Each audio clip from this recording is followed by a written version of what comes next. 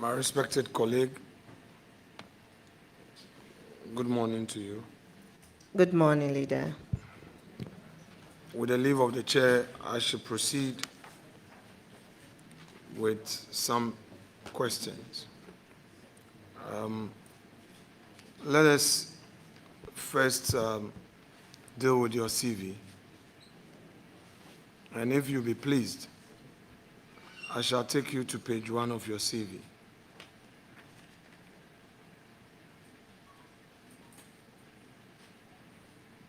On your profile, you have indicated that you've been involved in children's rights, education, and health issues. Can you elaborate on this for me, please? Thank you, Mr. Chair. I've had the privilege of volunteering and also working for various non-governmental organizations. I can mention Abantu for development. I can mention Global Initiative on Rights and Development.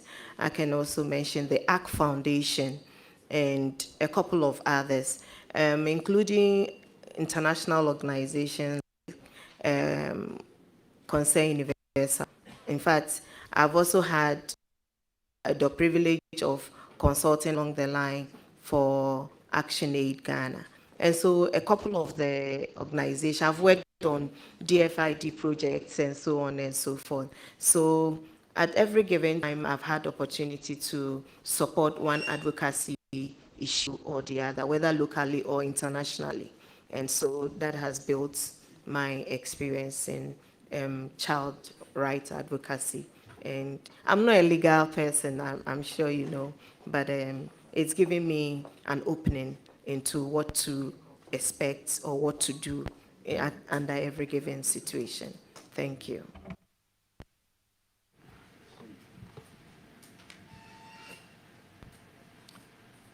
You've stated your name in full as Agnes Na Momo Lartey. Yes, sir. You've also stated your date of birth to be 16th of April 1976. Yes, sir. Place of birth, Nungwa, Accra. Yes, sir. Hometown, Nungwa, Accra. Yes, sir. How did you derive this hometown, Nungwa, Accra? Mr. Chair, per my basic knowledge, my hometown is where I believe I come from, was born.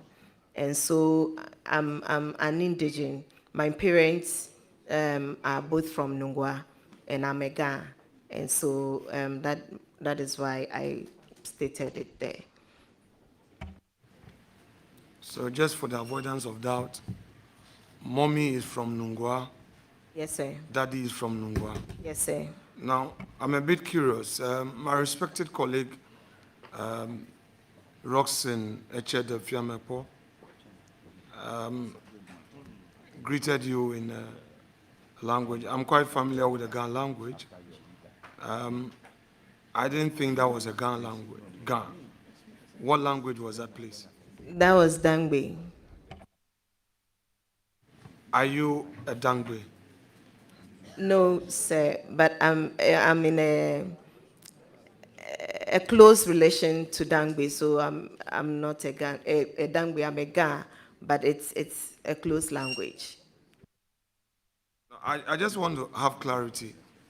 Are you able to speak the Dangbe language, or you are partly from the Dangbe area? Mr. Chairman, if you look at the languages spoken, that is not there. I have just the basic knowledge to, let me say, understand it, small. And then when you ask me things like what the honorable member asked, I can respond. So that is just my understanding of it. Thank you. Fair enough. So you don't speak Dangbe? No, I don't. Very well. Still on page 1 of your CV. Let's first deal with your MPhil in leadership. I read, MPhil leadership, comma, University of Professional Studies, Accra, September 2014 to March 2017. Full stop. Next line. Research. Column. Women's participation in leadership. Column. Challenges and prospects to the development of Lejokuku Krowo Municipal Assembly. Dash June 2017. I have 2 questions for you there. 1, how was this MPhil program structured? And I'll give you a guide to assist you in the answer that you're going to give. Was this course structured in a thought in part and research in part, or it was a full research without a thought aspect? There's the thought aspect, and then it also flows into the research aspect.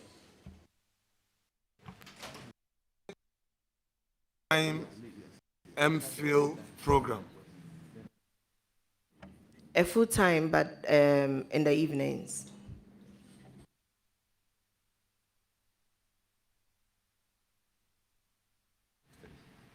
Now, the thought part of the program, was it for the first year? Yes, sir. Right. Within this period that you were going through this thought program, the 1 year, you were also working? Yes, I was. Full time? Yes. Where? I think around that time, I was working with NALAG Respectfully, as what? as the General Secretary.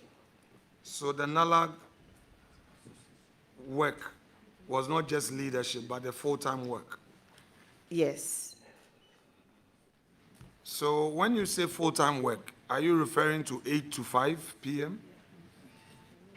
Yes, sir. Or sometimes I start at 6. Yes, sir. So we should assume that you closed from work and attended your evening full-time program. Yes, sir. Very well. Now, the year 2 was for your research. Yes, sir. Respectfully, honorable colleague, how did you embark on your research? Thank you very much. I think you submit the research topic for assessment.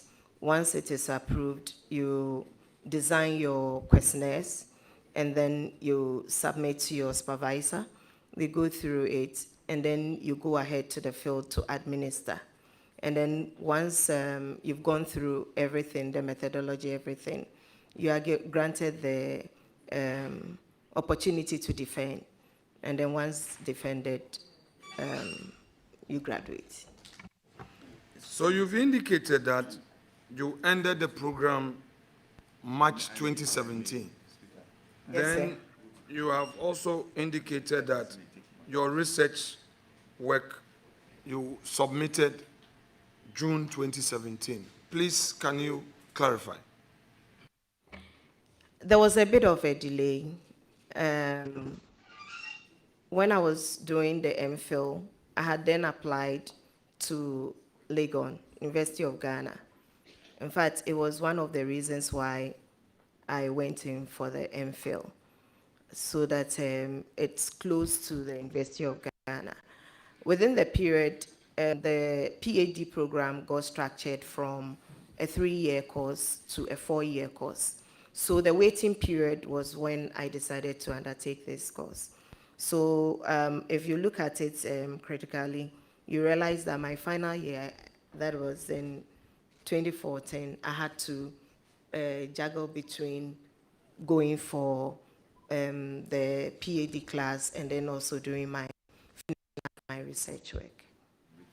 Honorable colleagues, colleague, respectfully, it couldn't have been that your final year. It couldn't have been, because if you look at the same CV, the PhD, you've written PhD, Institute of African Studies. And by the way, before I proceed, bear with me. You know, the enterprise we undertake here is a perception-driven enterprise. When you go all calmly, the perception is that we are treating you with kid gloves. If we ask you very strong questions, it is also seen as we being too hard. But I would manage myself, and I don't intend to be very personal, okay? Just understand me, that Yes, sir. you are a witness in the box who must answer necessary questions. We are politicians, and we have the public that wants to understand certain perspectives. So I'm limiting myself to the policy issues and then deal with your profile that is getting you into governance. Is that okay? That's fine, So sir. I mean no ill will. Is that okay? That's fine. Very well. So that assured, look at your CV again. PhD, Institute of African Studies,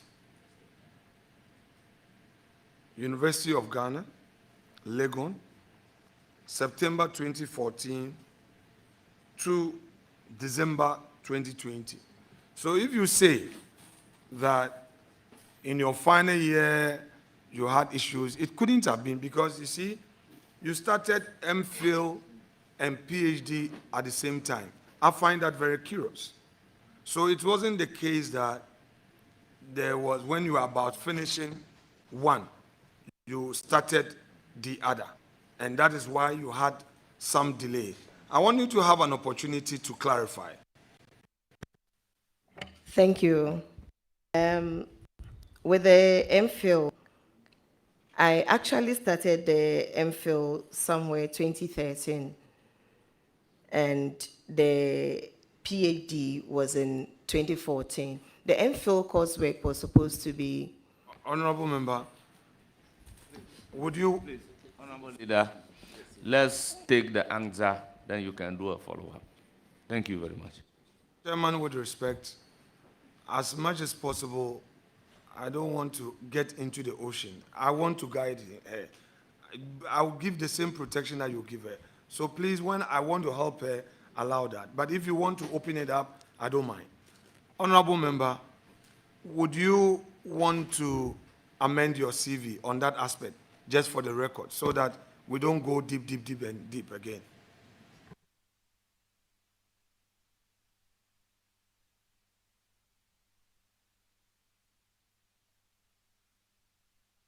Page 1, I mean, on the start date, would you want to amend your?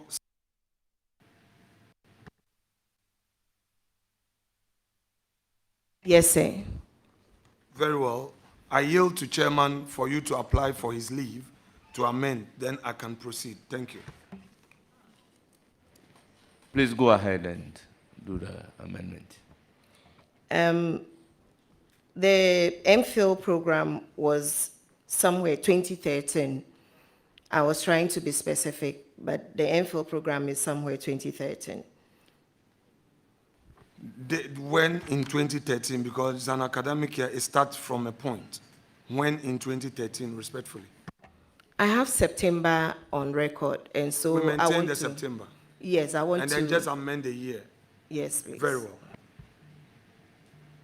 Any further amendment, please? No, we are staying there for a moment. Okay. So I just want you to have the opportunity, apart from the year, the 2013, we're now maintaining the September. So the start date. The take start it easy. date, the Take- completion date is not in doubt.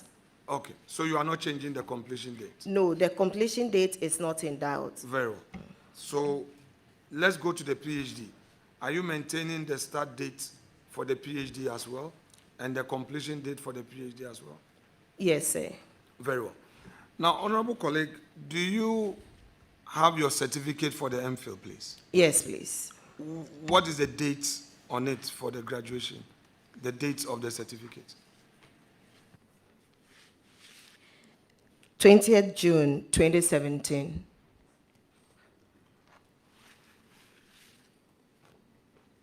Now, when you submit your thesis,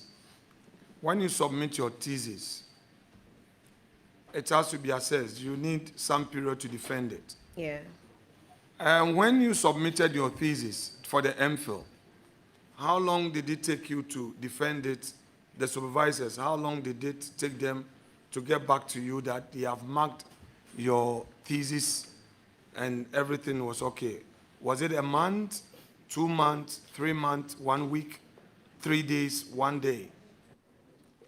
For the MPhil, I will not have a clear period, but I know that it was between 2 months or 3 months. I can't recollect. Well, so let's take the minimum of 2 months, the one you collect.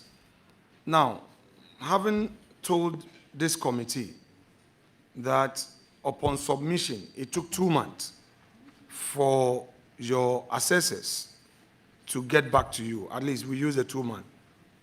Check again on your CV and the certificate you have. Would you want to take chairman's leave to amend your records again? Thank you. I'm going by what is on the certificate, that 20th June 2017. That is what I have here. My respected colleague, you had in an earlier answer submitted for records that you were done with your program in March 2017, but your thesis delayed. So you submitted your thesis in June of 2017. In fact, that is what you stated here, that your project work research you submitted June 2017. You have a moment ago also indicated that when you submit your project work, your thesis, it takes about 2 to 3 months. Now here is... Or more. Or more, very well, that's okay. I just wanted to use the minimum where you remember. Now, if you submit your thesis in June, and the assessor is going to take 2 months minimum to look at it, mark, get an external assessor to also look at it, which means that in June when you submit it, you would have July and you would have August, okay? Minimum.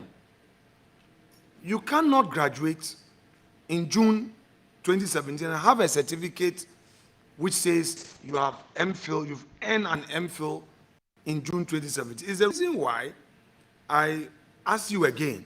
Sometimes we all forget. Sometimes we want to be given the chance. It could be that whoever typed your CV made some mistakes. We all give instructions to our secretaries, type this for me, do that. I understand, as an administrator, a leader, there are some errors. So I'm giving you one more opportunity. Would you want to take chairman's leave to amend those records also? Because this is going into public records. Thank you. Thank you very much, Mr. Chair. Let me also state that, Mr. Chairman, the 20th June 2017 is the day after graduation when I was given the certificate, but the submission was in 2016. So most often you realize that the year, depending on how soon you submit your project work or thesis, you might not graduate in the same year. And so it is when I was given the certificate that is being referred to here. Okay, honorable colleague, let's take it step by step.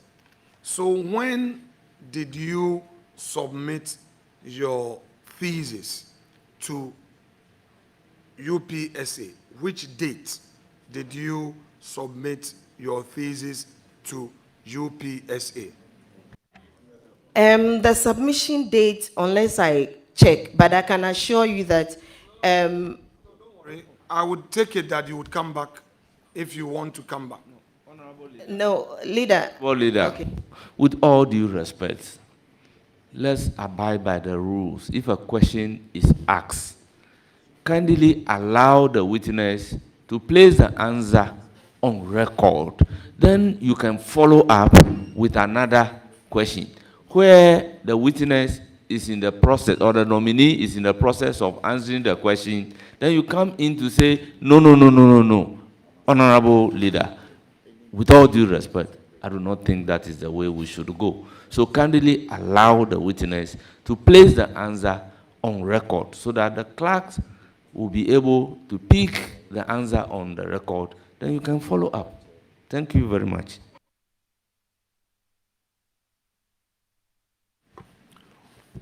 When did you submit your MPhil dissertation?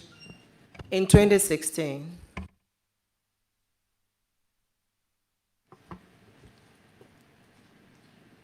Your MPhil program at UPSA, when did it start and when did it end?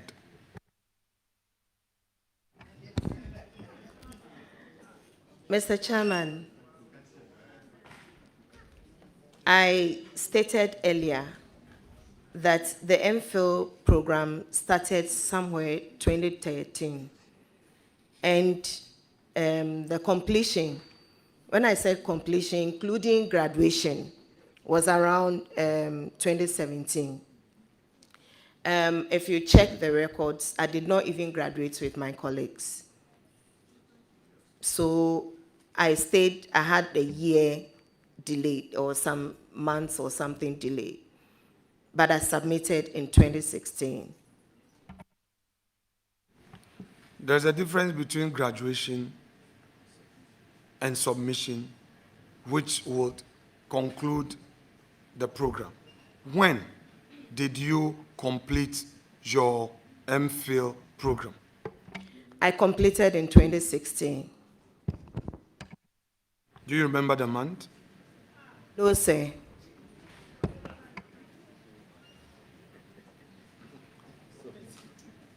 Now,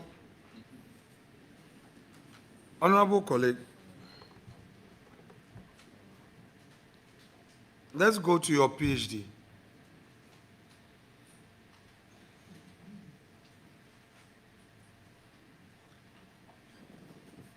What was your area of research? I was at the Institute of African Studies, and I looked at the relationship between traditional and local authorities in the management of natural resources. And I had a case study of beaches in Accra. Can you elaborate on the subject area? Thank you, Mr. Chair. It was basically looking at the commoditization of beaches. And so we all know that aside the beauty or the recreational value of beaches or natural resources, there's the commercial aspect of it. So basically looking at the challenges in managing natural resources, whether it's traditional authorities or the conflicts that emanates from the management of natural resources, such as the beaches. When you say natural resources such as the beaches, management of natural resources such as, so your research, what did you eventually uncover in terms of the natural resources that you're referring to? I just want you to situate it in a manner that the ordinary person would appreciate exactly what you did. So it's a qualitative study that sought the perceptions of people in terms of how beaches are managed, and then also the commercial value of it, the challenges that comes out of it, and then the possible balance in terms of how the beaches can be managed to elicit the best out of it in terms of value to the nation. And then the people who are the custodians of it, how the various stakeholders and players in the field can collaborate. Have you shared the outcome of your work with the tourism authority or these assemblies to enable them sift out some best practices as a guide? Thank you, Mr. Chair. I've not had opportunity yet. I clearly recollect that I was in Parliament when I had to prepare for my Viva. So that was quite a tense moment for me. And afterwards, it's been community engagement and parliamentary work. So I'm yet to sit and then properly look at it. But I have plans of working with my supervisor to ensure that some quality work is done so that the lessons and publications can go to the various. I'll look at the tourism minister, sit with her, look at some of the lessons, and then how best she can inculcate them, and we can learn from it. When you say you say with your supervisor to ensure that some quality work is done, what exactly do you mean? We have plans of doing some joint publications, and so I'll lean on that. Thank you. Please, let's go to page 2 of your CV.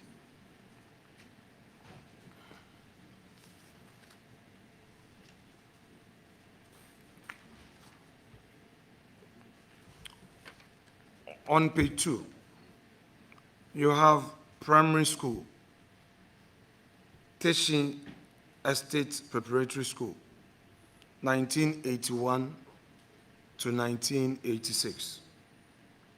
Then we have ordinary level certificate, Nungwa Secondary School, Accra, September 1988 to June 1993. I presume you did a common entrance? No, sir. Okay. So explain to us from primary, you have a gap of 2 years. So the 86, 87. So there's no school within that 2 years. Then you come to 1988 to 93, which is 5 years, Form 1 to Form 5. So can you explain to us what you did, what schooling you had between that period that your records do not reflect same, please? Thank you, Mr. Chairman. Within that 2-year period, there was the new system, which is the JHS. And so having an uncle who is a teacher, he was also an advisor to my father. And so they looked at the benefits of joining the new system. What is missing is that I went to try the new system. And then my uncle moved on to a secondary school called Presby Secondary School. And my dad felt there was, I was too comfortable there. So I had to try first year of secondary school at Presby Commercial. And so I went to first year. I didn't write the common entrance. I went to secondary school first year at where we call Preseko. I did 2 terms there before going to Nungwa Secondary School. So you went to Nungwa Secondary School without common entrance, in other words? I went to Nungwa Secondary School with a certificate from Presby Secondary School. What certificate? I did my first year at Presby Secondary School. First year of JHS or JSS, you mean? First year of GC. Oh, very well. So you mean you had a transfer? Say. Okay. So that is what is missing. That is creating that 2-year gap. Yes, sir. Very well. But then if you had done a first year already and you did a transfer, that suggests that you go to Form 2. Or do you repeated year 1 again? Yes, I did. I actually did 2 terms for the first year. I joined them in second year. And so when I got to Nungwa Secondary School, I had a... The year. Yes. Very well. So you mean going to Preseko, you entered Preseko year 1 with a common entrance? Entered Preseko from class 6. I entered Preseko. They were doing the JSS, the new system, you mean? Preseko was not doing the new system. Preseko was doing the old system. That is the O level. Yes. So you entered Preseko without writing the common When I entrance? was about going to JHS, because I tried the new system, if you remember, I narrated how I tried the new system.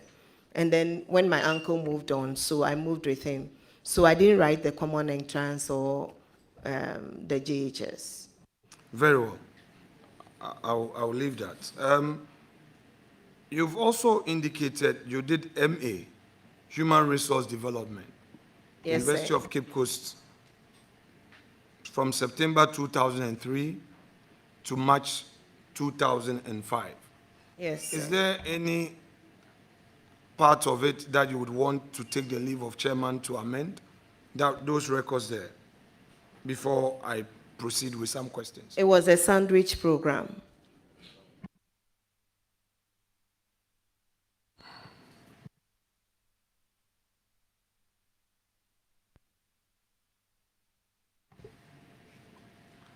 When did you graduate?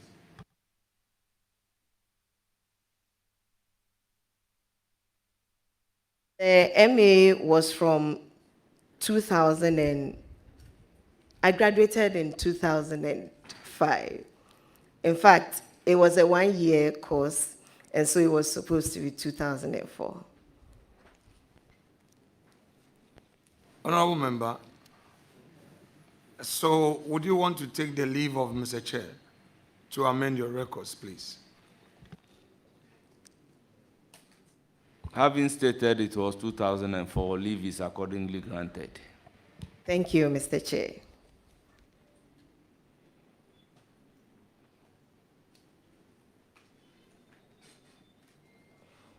Now, you indicated earlier that as General Secretary of NALAG, it was a full-time employment.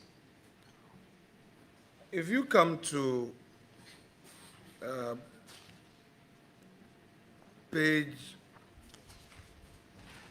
3, where, excuse me, not page 3, sorry, you talked about your leadership, page 8. So let's reconcile page 3 and page 8. Indicates there that you were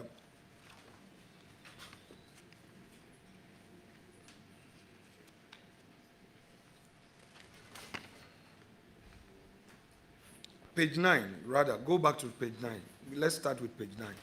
So let's reconcile page 3 and page 9. So second vice president and general secretary. The general secretary bit, you say full-time employment. That has come under your employment history. And then when you come to the second vice president, That is under membership / leadership. So what do you have to say to both? The second vice bit is an elected position. And so I contested that before becoming the general secretary. Okay. Is there anything you would want to amend?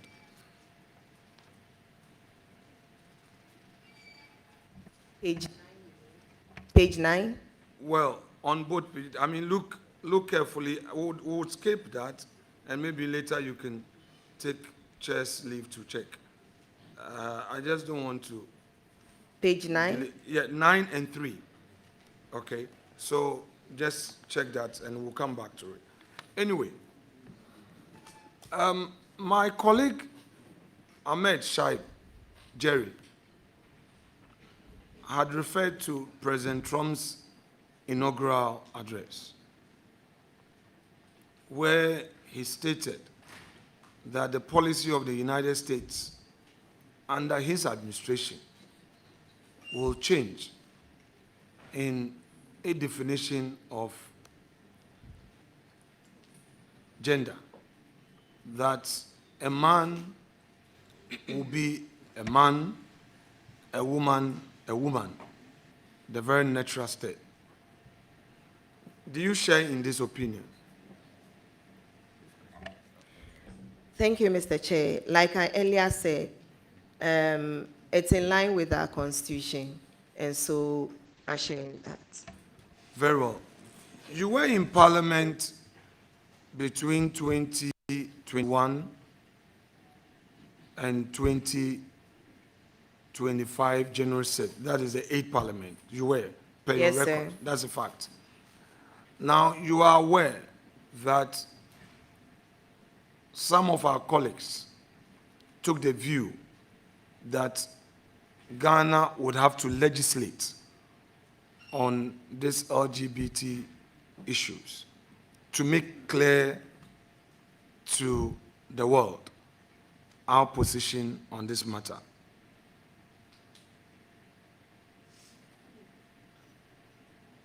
Yes, sir. And you're also aware that in view of that, the law was passed. Yes, Mr. Chairman. Right. So let me pick your thoughts on this, because you are going into a ministry that is likely to take up this matter. His Excellency, the President of the Republic, has shared some views. One of it was to the effect that our value system in our schools has broken down. Our value system has broken down. And should we tackle our value system and reintroduce our value system in our schools, and the children are able to pick these up, perhaps there will be no need at all to even legislate on it. What is your view on this? Thank you, Mr. Chair. I think I had indicated to our colleague that for the legal aspect, where I think because you referred to that one, he went into asking whether it would be without the law. I said I leave that, or if the law had to, go through the process all over again. I left that to the legal brains. But as to teaching the children our family value system, I think there will be no Ghanaian here who wouldn't want that. All of us would want our kids to be identified with their Ghanaianness, if there's anything like that. So that if you teach, I said that was more sustainable so that they identify who they are, and then they will take a decision when there's right or wrong. They'll be able to know who they are, and that will define them. So, are you for the value system being inculcated in our children, being incorporated in our curriculum, or you are for the law to enforce it? I stick with what His Excellency said. I think he did not rule out the enactment of a law to back it. But I was saying that for sustainability, if it is imbibed in our children from a younger age, it will help. Honorable, I know I'm staying a bit longer with you, but bear with me. The practice since 1997 has always been that members of the committee get 3 questions and have opportunity to get follow-up questions as it pleases the chair.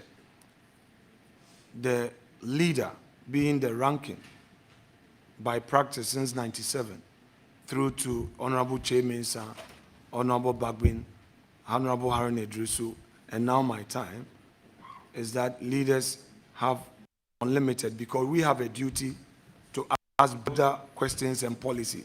So what I will end very soon. Okay? I just want us to appreciate that. It's not that I'm saying too long with you, but it's the work I have to do.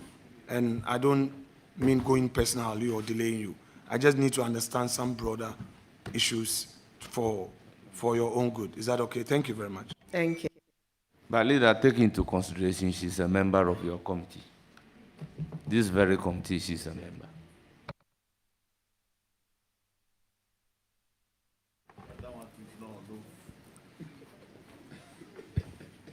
Honorable,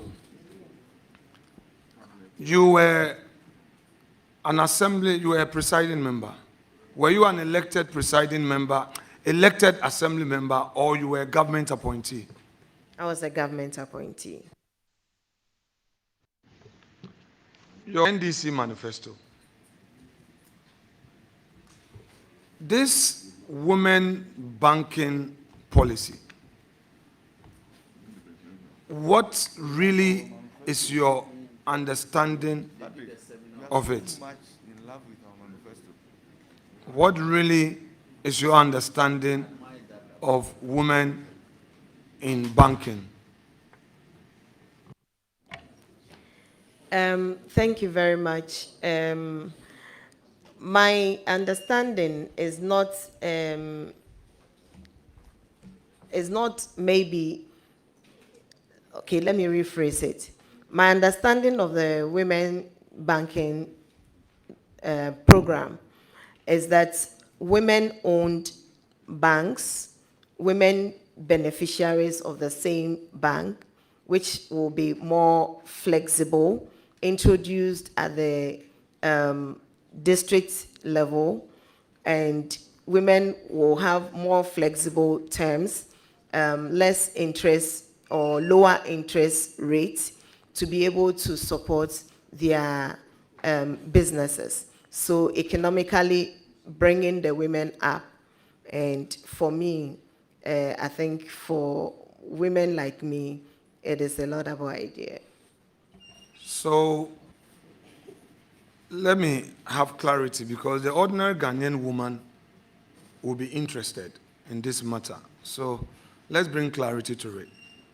When we talk of a bank, the understanding in the ordinary meaning of it, the literalists would understand it to mean that a bank, properly so called, with a license from the Bank of Ghana, own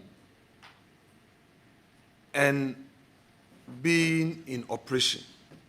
So I would now, with the benefit of this background, ask you very specifics, because you were definitely part of the manifesto committee that put An this together. assumption. Pardon? An assumption. Okay, so then let me put it direct. Were you part of the manifesto committee on gender? No, please. Were you at all involved in any gender issues relative to your manifesto? Not really. Have you read the gender policy of your party as contained in its manifesto? Have you? Yes. Have you read this aspect of this woman in banking? Yes. Very well. So now, since we are going to deal with Women's Bank, what is your understanding of what you read, the Women's Bank? What is your understanding? It is capacitating women to be able to be economically independent and also build their businesses to reduce vulnerability from where I come from. So it means that the state is going to be a promoter of. Yes. So the state would promote the registration of a company called Women's Bank, correct? Mr. Chair, I had earlier stated that a part of it is also the Ministry of Finance work. And so some of the details will go into the ministry's work. So the Ghanaian woman should expect that a bank will be established, licensed by the Bank of Ghana, with branches in all districts as you indicated. Yes, a bank will be established. Should they expect that bank to be established this year, next year, or when? I think this will be clearer when the Minister of Finance comes to read the budget. I'm expecting that it will be captured. Now, honorable member, let me ask you this. You are the member of parliament for Krowo. Krowo. That is Teshi. Wa. Krowo is Nungwa, and then Lejokuku is Teshi. right. Do you live in Teshi or you live in Nungwa? I live in Nungwa. You live in Nungwa. Where you live in Nungwa, is it your personal property or is it rented property? Personal property. When you say personal property, do you mean you bought the land and built on it, or you bought the house, the property? Bought the land and built on it. The land you bought, did you buy it from the chiefs or a third-party developer? I bought it from a chief. Chairman, I shall bring my questions to an end on this point and thank my respected colleague for her patience and so far the commitment so far.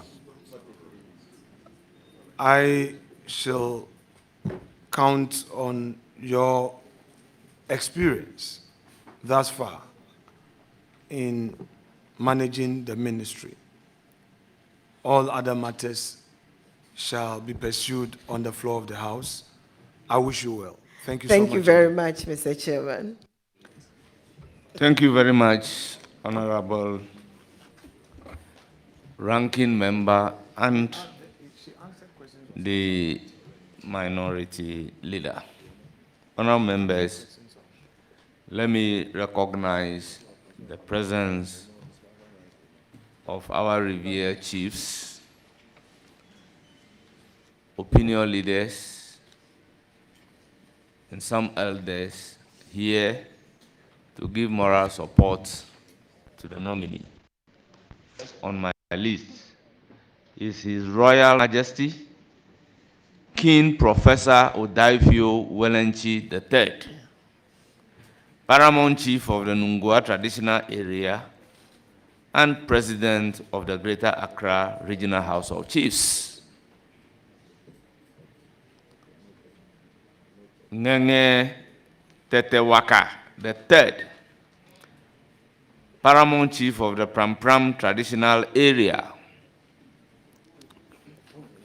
We have Becholo Ni Ashite Akamfram the third, Teshi Manche,